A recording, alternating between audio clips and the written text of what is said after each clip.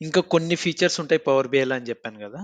So, ఆ features ముందు మనం డిస్కస్ చేసేది. లైక్ అది కొన్ని అడ్వాన్స్ ఆప్షన్స్ అవి మనకంత అవసరం ఉండదు. కానీ దాంట్లో గూడా ఒక 2, 3 మనకి ఇంపార్టెంట్ ఉంటాయి. అయి మాత్రం డిస్కస్ చేద్దాం. ఓకేనా? ఒకటేంటి అంటే మనం ఇక్కడ ఈ రిపోర్ట్ చూస్తే ఒకటి స్మార్ట్ నెరేటివ్ అని ఒక ఆప్షన్ ఉంటది. సో, మనం యూజువల్‌గా బిజినెస్ అనలిటిక్స్‌లో ఇట్లా వర్క్ చేస్తున్నప్పుడు, మనం ఒక రిపోర్ట్ ఎందుకు క్రియేట్ చేస్తాం?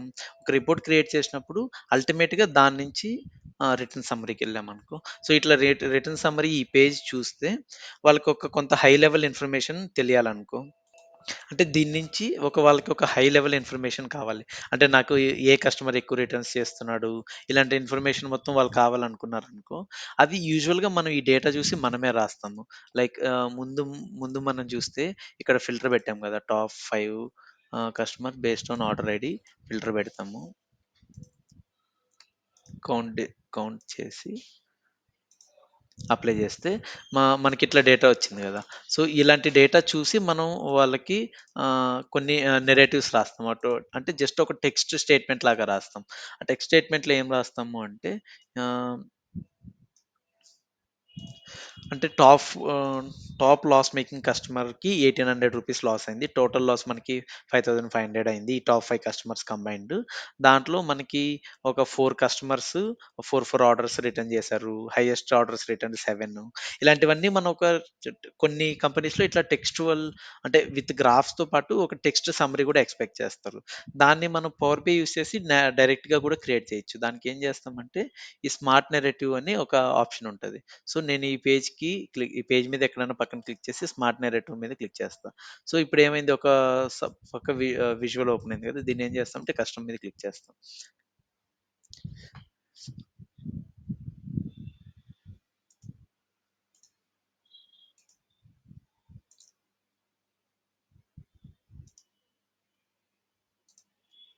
ఇది ప్రతిసారి సమ్మరైజేషన్ కొన్నిటికి పాజిబుల్ అవుతుంది. కొన్నిటికి పాజిబుల్ అవ్వదు.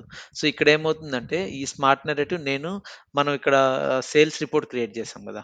సో, సేల్స్ రిపోర్ట్‌లో మనం ఏం చేసాము ఇక్కడ మనం ఎక్స్ యాక్సిస్ లో ఆర్డర్ స్టేట్ తీసుకున్నాం. వైలో సమ్ తీసుకున్నాం. సేమ్ ఇన్ఫర్మేషన్‌ని మనం ఇక్కడ టేబుల్ వాల్యూలో చూపియడానికి ట్రై చేసాం. సో, దీని మీద ఇటు స్మార్ట్ నరేటివ్ యూజ్ చేశా. సో, ఏం చేశానంటే జస్ట్ అంతే. ఇక్కడికొచ్చి మనం ఈ స్మార్ట్ నరేటివ్ మీద క్లిక్ చేస్తాం. అప్పుడు ఇక్కడ ఏమవుతుంది మనకున్న ఇక్కడ 2 గ్రాఫ్స్ ఉన్నాయి గదా! డేటా. సో, ఆ గ్రాఫ్స్‌కి ఇక్కడ నెరేటివ్ బిల్డ్ చేస్తుంది. ఇదేం బిల్డ్ చేస్తుంది? సేల్స్ డేటా ఇప్పుడు నేను ఫస్ట్ నుంచి ఇది ఉంది గదా! సో, 1 జనవరి 2010 ఫ్రైడే. సో, ఆ రోజుతో కంపేర్ చేస్తే 30థ్ ఆఫ్ 31st ఆఫ్ 2023 డిసెంబర్‌కి మన వాల్యూస్ ఇంత పర్సెంటేజ్ పెరిగాయి అని చెప్తుంది కదా! ఈ గ్రాఫ్ నుంచి ఈ డైరెక్షన్ తీసుకుంది. ఈరోజు ఎంత సేల్స్ ఉందో 193 ఉంది కదా! Some sales. వెరస్ ఈ లాస్ట్ డేట్‌లో మనకు చూస్తే ఆహ్, 3600 ఉంది. సో, అది 1700% ఇంక్రీజ్ అయింది అని చెప్తుంది. నెక్స్ట్ ఏంటి some sales is trending upwards కదా! సో, సమ్ సేల్స్ కూడా మనకి సమ్ ఆఫ్ సేల్ వాల్యూ పెరుగుతూ ఉంది. ఎక్కడో మనం 1, 2 చోట్ల మనకి పీక్ వచ్చి ఉంటది కదా! సో, ఆ పీక్ వచ్చినప్పుడు ఆ ఇన్ఫర్మేషన్ కూడా ఇక్కడ చెప్తుంది. సమ్ సేల్స్ 14థ్ నవంబర్ 2012లో ఎక్కువ వచ్చిందని చెప్తుంది. రైజ్డ్ బై ఆ ఒక్క డేలోనే మనకి ఇంత పర్సెంటేజ్ రైజ్ అయింది అని చెప్తాను. నెక్స్ట్ వచ్చి some sales jump from this to this value during it's steepest incline between అంటే ఈ ఉన్న టైమ్ ఫ్రేమ్‌లో 2012 నవంబర్‌లో మనకి చాలా ఎక్కువ ఇంక్రీజ్ వచ్చింది అని చెప్తుంది. ఇలాంటి స్మార్ట్ ఇది కదా నవంబర్. ఇక్కడ చూస్తే మనకి చాలా పెద్ద స్పైక్ కూడా ఉంది. సో, ఇది ఐడెంటిఫై చేసి వాల్యూ ఎంత పెరిగింది, ఎంత నుంచి ఎంత వాల్యూ పెరిగింది. ఇక్కడ 1300 వచ్చింది కదా మనకి వాల్యూ. సో, ఆ 1300 పర్సెంటేజ్ పెరిగింది. ఇలాంటివన్నీ మనకి స్మార్ట్ నేరేటివ్‌లో చూపిస్తుంది. ఇది మనం అంత ఎక్కువ యూజ్ చేయము. కానీ ఇది గూడా some of the features in Power BI.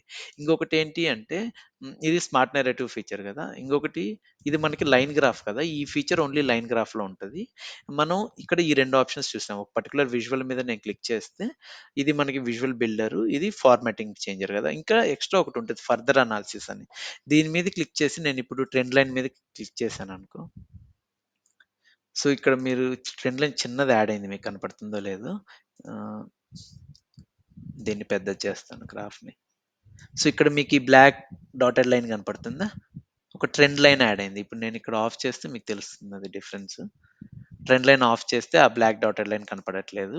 లేదంటే ఇక్కడ బ్లాక్ డాటెడ్ లైన్ యాడ్ అయింది కదా! అది ట్రెండ్ లైన్. ఇక్కడ మనకి more or less increasing trend ఉంది గానీ, too much drastic increasing trend లేదు. అందుకే మీరు ఆ ట్రెండ్ లైన్‌ని చూస్తే గూడా మీకు కొద్దిగా ఇక్కడ కింద నుంచి స్టార్ట్ అయ్యి ఇట్లా ఇంక్రీజ్ అవుతున్నట్టు వస్తుంది. కానీ మోర్ ఆర్ లెస్ అది స్టేబుల్ లైన్ లాగానే ఉంది. కదా! ఈ ట్రెండ్ లైన్ వద్దనుకుంటే ఇది తీసేయొచ్చు. ఇంకా మనకి కాన్స్టెంట్ ఎక్స్ యాక్సిస్‌లో ఒక లైన్ చూపించాలి అని అనుకుంటే, ఆ లైన్ గూడా మనం క్రియేట్ చేయొచ్చు. ఓకేనా? ఇలాంటివన్నీ మనం ఇవి యూజ్ చేసి చేస్తాం. ఇంకొకటి ఇక్కడేంటంటే, మనకి యావరేజ్ లైను ఇలాంటివి గూడా చూపించొచ్చు. అంటే ఈ మొత్తానికి యావరేజ్ తీసుకొని యావరేజ్ లైన్ డిస్‌ప్లే చేయాలంటే అవి గూడా ఇక్కడి నుంచి చేస్తాం. దీంట్లో ఫోర్‌కాస్ట్ కూడా చేయొచ్చు. ఫోర్‌కాస్ట్ చేస్తే ఏమవుతుందంటే, ఇక్కడ మీరు చూసారా టైమ్ ఫ్రేము? ఈ టైమ్ ఫ్రేమ్‌ని నేను ఇక్కడ కొద్దిగా తగ్గిస్తాను. మనం ఈ టైమ్ ఫ్రేమ్ ఇక్కడ మనం ఫిల్టర్ చేసేదాన్ని బట్టి మన ఈ స్మార్ట్ నెరేటివ్ గూడా లోడ్ అవుతుంది చూడండి. స్మార్ట్ నెరేటివ్ గూడా చేంజ్ అవుతుంది. అంటే ఇది డైనమిక్‌గా మనం సెలెక్ట్ చేసుకున్న డేట్ రేంజ్ బట్టి, మనం సెలెక్ట్ చేసుకున్న స్లైసర్స్ బట్టి ఈ కంటెంట్‌ని గూడా ఆటోమేటిక్‌గా అది చేంజ్ చేసేసి మనకు డిస్‌ప్లే చేస్తుంది. ఇక్కడ ఈ ఫోర్‌కాస్ట్ కూడా ఉంటది గదా! ఈ ఇప్పటి వరకు మనకి డేటా చూసాము. తర్వాత నెక్స్ట్ సేల్ వాల్యూ ఎంతుండొచ్చు? మనకు 2013 వరకు ఉంది గదా! సో, 2013 జనవరిలో ఎంత సేల్స్ అవ్వచ్చు? ఇలాంటివన్నీ మనం ఈ ఫోర్‌కాస్ట్ ఆప్షన్ సెలెక్ట్ చేస్తే ఒక 1 మంత్ వరకు డేటాని ఎక్స్‌ట్రాపోలేట్ చేసి చూపిస్తుంది. ఇక్కడ ఓన్లీ 10 డేస్ చూపించింది. 10 డేస్ వరకు ఎంత సేల్స్ అవ్వచ్చో ఒక ఫోర్‌కాస్ట్ ఇస్తది. లేదు ఇది మనం డిస్‌ప్లే చేయాల్సిన అవసరం లేదు అని అనుకుంటే మళ్ళీ ఇక్కడ ఆఫ్ చేయొచ్చు. సేమ్ అనామలీస్ ఫైండింగ్ అన్నమాట. అనామలీస్ అంటే ఏంటి? ఇప్పుడు మనకి డేటా ఇక్కడ మనం చూస్తే ఆన్ అన్ యావరేజ్ మనకి సేల్స్ 50,000 వరకెళ్తుంది. మినిమమ్ సమ్ హండ్రెడ్స్‌లో గూడా ఉంటుంది. ఆన్ అన్ యావరేజ్ మనకి 5,000-10,000 మధ్యలో సేల్స్ ఉంటుంది. అప్పుడప్పుడు మనకి 50,000 ఎళ్తుంది. ఇది రేర్ కేసెస్‌లో ఇలా పైకి గూడా ఎళ్తుంది గదా డేటా. సో, మనం అనామలీ డిటెక్షన్ ఆన్ చేసామనుకో, ఒక సెర్టైన్ థ్రెషోల్డ్ కంటే ఎక్కువున్న వాల్యూస్‌నన్నిటిని ఇది హైలైట్ చేస్తుంది ఇట్లా. చూసారా ఇక్కడ ఇట్లా బిగ్ డాట్‌తో హైలైట్ చేస్తుంది. దీన్ని మనము ఇక్కడ బై డిఫాల్ట్ సెన్సిటివిటీ ఏం తీసుకుందంటే 70% తీసుకుంది. నేను ఓన్లీ 10% సెన్సిటివిటీ అని పెడితే అప్పుడు కొంత డేటా చేంజ్ అయితే గూడా అది ఆ ఇన్ఫర్మేషన్ గూడా వస్తుంది ఉండండి. సెన్సిటివిటీ తగ్గిస్తే అప్పుడు ఓన్లీ ఇది మాత్రమే ఇదైంది. అంటే ఇది గూడా మనకి యావరేజ్ నుంచి వేరియేషన్ అయితే కూడా దాన్నసల అది దీనిలాగా పట్టించుకోవట్లేదు. ఒకవేళ సెన్సిటివిటీ నేను చాలా ఎక్కువ పెట్టాననుకో, అప్పుడు చిన్న చేంజ్ వస్తే గూడా దాన్ని అది ఔట్‌లయర్ కింద చూపిస్తుంది. ఇప్పుడు ఇక్కడ చూపిస్తున్న ఔట్‌లయర్స్ కొన్ని ఎక్కువ చూపిస్తున్నాయి గదా! నేను 70 పెడితే కొన్ని ఔట్‌లయర్స్ తగ్గుతాయి. చూడండి. 40 పెడితే ఔట్‌లయర్స్ సెన్సిటివ్స్ తగ్గినాయి. కొన్ని బబుల్స్ పోయాయి గదా! నేనిప్పుడు దీన్ని 80 పెట్టాననుకో సెన్సిటివిటీ అప్పుడు ఇంకొన్ని యాడ్ అయితాయి. అట్లా. మనం సెన్సిటివిటీ యాడ్ చేసే దాన్ని బట్టి కొంత డీవియేషన్ అయితే కూడా దాన్ని ఔట్‌లయర్ కింద కౌంట్ అవుతుంది. దీన్ని గూడా మనం ఆన్ ఆఫ్ చేసుకోవచ్చు. కానీ యూజువల్‌గా మనం ఈ ఫంక్షన్ గూడా అంత ఎక్కువ వాడము. కానీ ఇది గూడా వన్ ఆఫ్ ది ఫీచర్. ఓకేనా? ఇంకా ఒక 2, 3 ఉంటాయి ఆప్షన్స్. ఒకటి మనం క్లియర్ ఫిల్టర్ ఆప్షన్ ఆల్రెడీ మనం ఒకసారి డిస్కస్ చేసుకున్నాం. మనం వ్యూకెళ్తే సో, వ్యూలో క్లియర్ ఆల్ స్లైసర్స్ ఇప్పుడేమవుతుందంటే నేను ఇక్కడ ఎరిన్ సెలెక్ట్ చేశా. ఇక్కడ స్టేట్ ప్రావిన్స్‌లో డెల్వర్ ఇట్లా నేను మల్టిపుల్ సరే ఇది తీసేసి హ్మ్. స్టేట్‌లో నేను డెల్వర్ సెలెక్ట్ చేశాను. ఓకే. సో, నెక్స్ట్ ఇక్కడ ప్రొడక్ట్ నేమ్‌లో సమ్ ప్రొడక్ట్ నేమ్ సెలెక్ట్ చేశా. ఇట్లా నేను మల్టిపుల్ వాల్యూస్ సెలెక్ట్ చేశాననుకో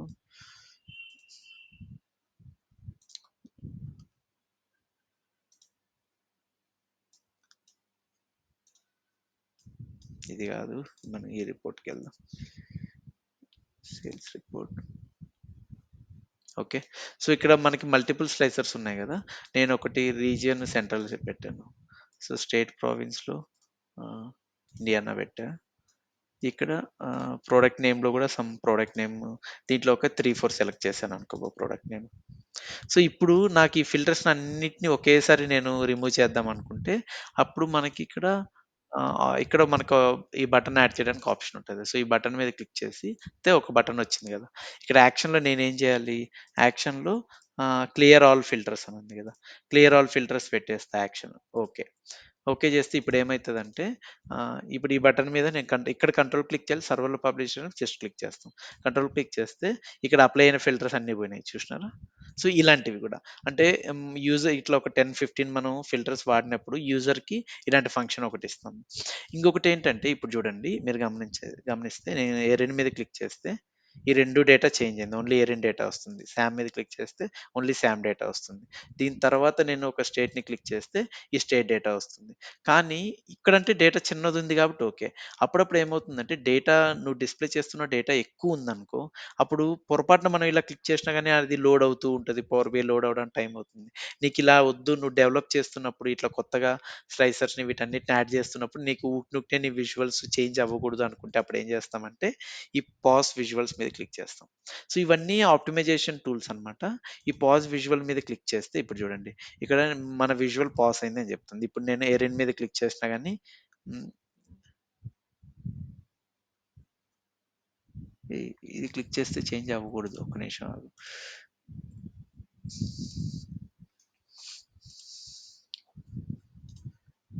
ఇప్పుడు నేను పాజ్ విజువల్ మీద క్లిక్ చేసి ఆహ్, ఇక్కడ మనం ఏదైనా ఫిల్టర్ పెట్టినా ఆ ఫిల్టర్ దీని visuals are paused, so edits won't be applied until you refresh or resume visual filters.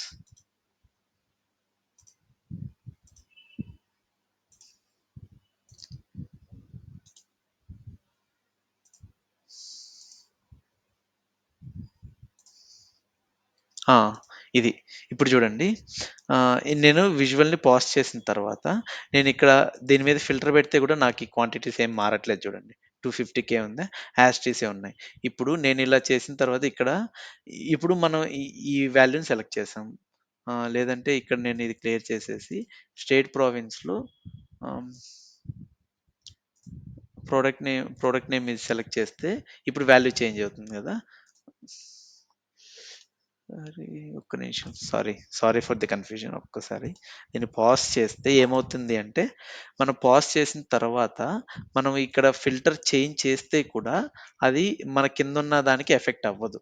ఇక్కడ చూడండి. నేను ఏ వాల్యూ సెలెక్ట్ చేసినా ఇక్కడ 0.81 ఉంది గదా! ఓకే. నేను డిసైడ్ అయ్యా స్టాపుల్స్‌ని సెలెక్ట్ చేద్దామని. ఈ స్టాపుల్స్‌ని సెలెక్ట్ చేసిన తర్వాత, నేను మళ్ళీ పాస్ట్ విజువల్ ఉంది గదా! ఇది డీసెలెక్ట్ చేసేస్తే, అప్పుడు దీని ప్రకారం డేటా చేంజ్ అవుతుంది. ఇప్పుడు చూడండి. ఇప్పుడు నేను ఇది పీకేసా. మొత్తం 2540 ఉంది. ఇప్పుడు నేను విజువల్‌ని పాజ్ చేస్తా. పాజ్ చేసిన తర్వాత నేను ఒక పర్టిక్యులర్ ప్రొడక్ట్‌ని ఒక 3, 4 ప్రొడక్ట్‌ని సెలెక్ట్ చేస్తే కూడా నాకు ఈ డేటా చేంజ్ అవ్వదు.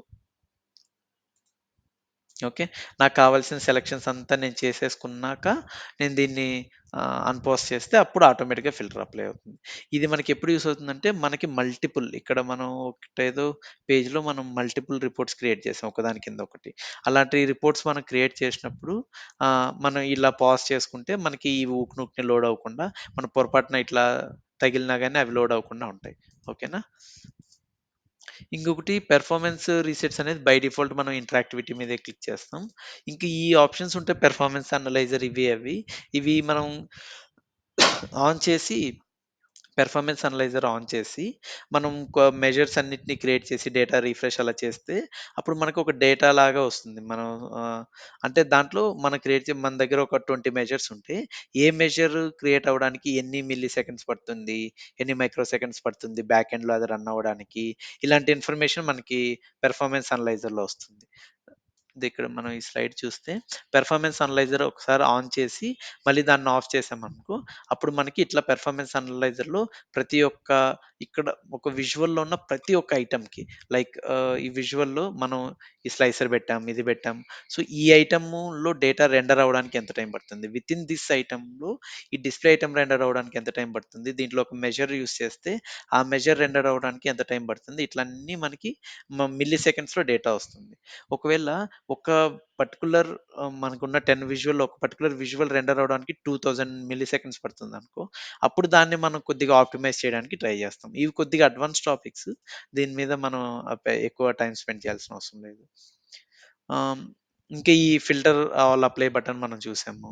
సో, నెక్స్టొచ్చి ఈ ఆప్టిమైజేషన్ ఏంటి అంటే కొన్ని కేసెస్‌లో కొన్ని ఎవ్రీ 10 మినిట్స్, 15 మినిట్స్‌కి రిఫ్రెష్ చేయాల్సిన రిపోర్ట్స్ ఉంటాయి.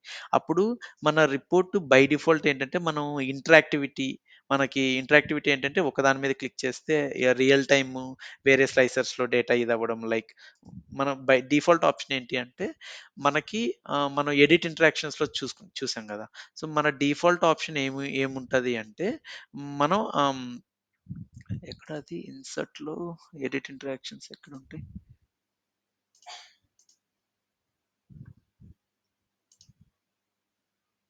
ఓకే. ఒక పర్టిక్యులర్ విజువల్‌ని సెలెక్ట్ చేస్తే అప్పుడు ఆప్షన్ ఎనేబుల్ అవుతుంది.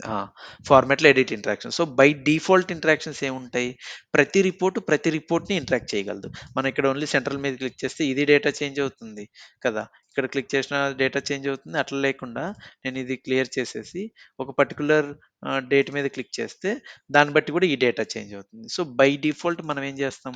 మనకి ఇంటరాక్టివిటీకి మనం ఆప్టిమైజ్ చెయ్యి అని చెప్తాం మన టూల్‌ని. సో, ఇంటరాక్టివిటీకి ఆప్టిమైజ్ చేయమంటే మీనింగ్ ఏంటి అంటే, ప్రతి ఒక్క విజువల్‌లో ఉన్న ఎలిమెంట్‌తో మనం మిగతా ఎలిమెంట్‌ని మనం కంట్రోల్ చేయడానికి మనం ట్రై చేస్తాం యూజువల్‌గా. కానీ అప్పుడప్పుడు ఏముంటదంటే, మనం ఒకవేళ క్రెడిట్ కార్డ్ ట్రాన్సాక్షన్స్ డేటా గాని, ఒక పర్టిక్యులర్ వెబ్‌సైట్‌లో ప్లేస్ అయ్యే ఆర్డర్స్ డేటాని మనం జస్ట్ ఒక టేబులర్ ఫార్మాట్‌లో డిస్‌ప్లే చేస్తున్నామనుకో, అప్పుడు మనం ఎక్కువ ఇంటరాక్షన్స్ వాడం. మనకి సింపుల్‌గా జస్ట్ ఒక 2-3 స్లైసర్స్, ఒక టేబుల్ విజువల్ ఉంటది. అలాంటివి ఉన్నప్పుడు ఈ ఆప్షన్స్ చేంజ్ చేస్తారంట. అప్పుడు క్వెరీ రిడక్షన్ అప్పుడు మనం డైరెక్ట్ క్వెరీస్ ఇలాంటివి వాడతాం. యూజువల్‌గా 99% ఆఫ్ ది కేసెస్‌లో మనం ఇంపోర్ట్ క్వెరీ వాడతాం. ఇంపోర్ట్ క్వెరీ వాడితే ఏంటంటే డేటా ఒక్కసారి పవర్ బై క్యాష్‌లో లోడ్ అయిపోతుంది. మనం మళ్ళీ రిఫ్రెష్ చెయ్యనంత వరకు సేమ్ డేటానే ఉంటది. డేటాని రిఫ్రెష్ చేస్తే అప్పుడు మన సోర్స్‌లో డేటా ఏమైనా చేంజ్ అయితే ఆ డేటా చేంజ్ అయ్యి వస్తుంది. ఇదే వాడతాం కాబట్టి బై డిఫాల్ట్ మనం దీన్ని ఆప్టిమైజేషన్ మోడ్‌లోనే పెడతాం. దీన్నేం చేంజ్ చేయము. యాస్ ఇట్ ఈజ్ ఎలా అయితే ఉంటదో దాన్ని అలానే యూజ్ చేస్తాం. ఓకేనా? హ్మ్. ఇంకా కవర్ చేయాల్సిన టాపిక్స్ అయితే ఇవే. ఇంకా మీకేమన్నా డౌట్స్ ఉంటే మనం డిస్కస్ చేసుకోవచ్చు.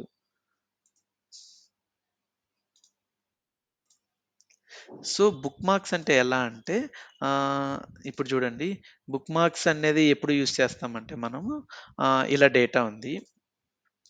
ఎలా అంటే సేల్స్ రిపోర్టే ఉందనుకో. సేల్స్ రిపోర్ట్ ఇలా ఉంది. నేను సేల్స్ రిపోర్ట్‌లో ఆహ్, ఒక సెంట్రల్ ఒక సెంట్రల్‌లో మిషిగన్ స్టేట్. ఈ ఇన్ఫర్మేషన్ ఉంది గదా! ఈ ప్రొడక్ట్‌లో పీకేస్తాను ఇన్ఫర్మేషన్. సో, నా దగ్గరున్న మొత్తం డేటాలో ఈ డేటాని నేను మల్టిపుల్ టైమ్స్ చూస్తా. ఓకేనా? సో, అప్పుడు నేనేం జేస్తానంటే దీనికి ఒక బుక్ మార్క్ క్రియేట్ చేస్తా. ఇక్కడికొచ్చి మనకి వ్యూలో బుక్ మార్క్ సెలక్షన్ పెట్టి ఇప్పుడు యాడ్ బుక్ మార్క్ చేస్తా. బుక్ మార్క్ అనేది ఏమని జెప్పాను? దేనికి లింక్ అయ్యుంటది? ఒక పర్టిక్యులర్ రిపోర్ట్ పేజ్‌కి లింక్ అయ్యుంటది. ఇప్పుడు మనం ఇక్కడెక్కడ మనం బుక్ మార్క్ యూజ్ చేయలేదు. ఇప్పుడు నేను ఇక్కడికొచ్చి సేల్స్ రిపోర్ట్‌లో ఈ సెలక్షన్‌కి సెంట్రల్ అండ్ మిచిగన్ అన్న సెలక్షన్ పెట్టి ఇక్కడ ప్లస్ కొట్టాననుకో బుక్ మార్క్ యాడ్ అయిపోయింది. సో, ఈ బుక్ మార్క్‌కి నేమ్ ఏమని పెడతానంటే సెంట్రల్ స్టేట్ నేమ్ ఏంటి? మిషిగన్ గదా! మిషిగన్ అని స్టేట్ పెట్టి ఇది యాడ్ చేసేస్తా. ఇప్పుడు నేనొచ్చి ఇక్కడికొచ్చి క్లియర్ ఆల్ ఫిల్టర్స్ చేస్తా. అన్ని ఫిల్టర్స్ పోయాయి. ఓకేనా? ఇప్పుడు హ్మ్, నాకు మళ్ళీ సేమ్ ఫిల్టర్ కావాలి. ఇక్కడంటే 2 ఉన్నాయి. అట్లా ఒక 20 ఫిల్టర్స్ ఉంటే ఏం చేస్తావు? ప్రతిసారి ఫిల్టర్ పెట్టుకోలేవు గదా! అప్పుడు ఇక్కడికొచ్చి బుక్ మార్క్ మీద క్లిక్ చేస్తే డైరెక్ట్ ఆ డేటా వచ్చేసింది. చూసినావా? ఇదొద్దు అనుకుంటే మనం డైరెక్ట్ క్లియర్ ఫిల్టర్స్ మీద చేసేస్తే మళ్ళీ మొత్తం డేటా వచ్చేస్తుంది. సో, బుక్ మార్క్ అంటే ఏంటంటే, మన రిపోర్ట్‌లో ఒక పర్టిక్యులర్ సెట్ ఆఫ్ ఫిల్టర్ సెలక్షన్‌ని సెలక్షన్‌కి సింపుల్‌గా వన్ క్లిక్‌తో నువ్వు రీచ్ అవ్వాలి అని అనుకుంటే, అప్పుడు బుక్ మార్క్ ఆపరేషన్స్ మనకు పనికొస్తాయి. అప్పుడేం చేస్తామంటే, మనకు కావాల్సిన సెలక్షన్స్ అన్నీ క్రియేట్ చేసేసి, అంటే సెలెక్ట్ చేసుకొని, బుక్ మార్క్ వ్యూని ఆప్షన్ ఇక్కడ బుక్ మార్క్‌ని ఎనేబుల్ చేసి, దాంట్లో మనం ప్లస్ మీద క్లిక్ చేస్తాం. అప్పుడు బుక్ మార్క్ యాడ్ అయిపోతుంది.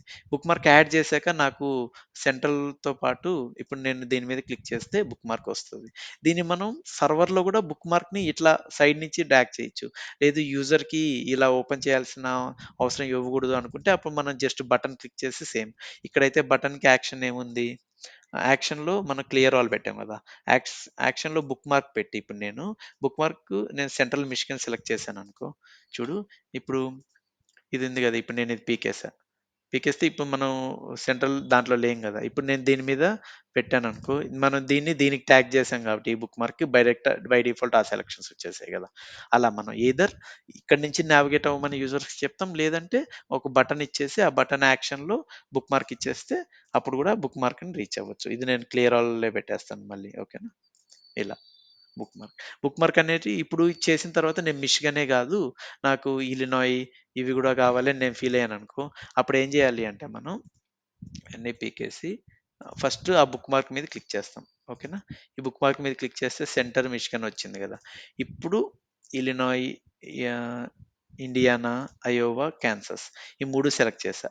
ఓకే. బావుంది. నాకు సెంట్రల్‌తో పాటు ఈ 3 సెలెక్ట్ అయ్యుండాలి అంటే, అప్పుడు ఈ బుక్ మార్క్ దగ్గరికొచ్చి అప్‌డేట్ మీద క్లిక్ చేస్తా. అప్పుడే ఈ బుక్ మార్క్ అప్‌డేట్ అవుతుంది. లేదంటే ముందున్న దానికే ఎళ్ళిపోతుంది. ఇప్పుడు చూడండి. అన్ని క్లియర్ చేస్తే ఇప్పుడు ఈ బుక్ మార్క్ సెలెక్టెడ్ లేదు. ఇప్పుడు ఈ బుక్ మార్క్ మీద క్లిక్ చేస్తే చూసారా? మనం సెలెక్ట్ చేసినవి గూడా వచ్చాయి. ఇప్పుడు లేదు దాంట్లో నాకు కన్సాస్ అండ్ మిచిగన్ వద్దు అని అనుకున్నామనుకో, ఓన్లీ ఇలినాయ్, ఇండియానా, అయోవా కావాలనుకుంటే మళ్ళీ ఆ 3 మాత్రం సెలెక్ట్ చేసి బుక్ మార్క్ మీద క్లిక్ చేసి అప్‌డేట్. ఇప్పుడు చూడండి. ఇవి నేను అన్ని క్లియర్ చేసేస్తా. ఇప్పుడు ఈ సెంటర్ మీద క్లిక్ చేస్తే చూసారా? ఈ 3 సెలెక్ట్ అయ్యాయి. అలా.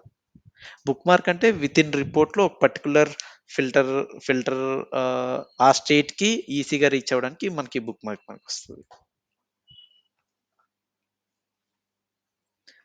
ఈ బుక్ మార్క్‌లో ఒకవేళ ఈ ఈ మిషిగన్‌ది బుక్ మార్క్‌లో నువ్వు ఇది చూపించాలి అని అనుకోవట్లేదనుకో, అప్పుడేం చేస్తావు బుక్ మార్క్ మీద క్లిక్ చేసి, ఈ సెలక్షన్ అన్న ఆప్షన్ కూడా ఎనేబుల్ చేస్తావు.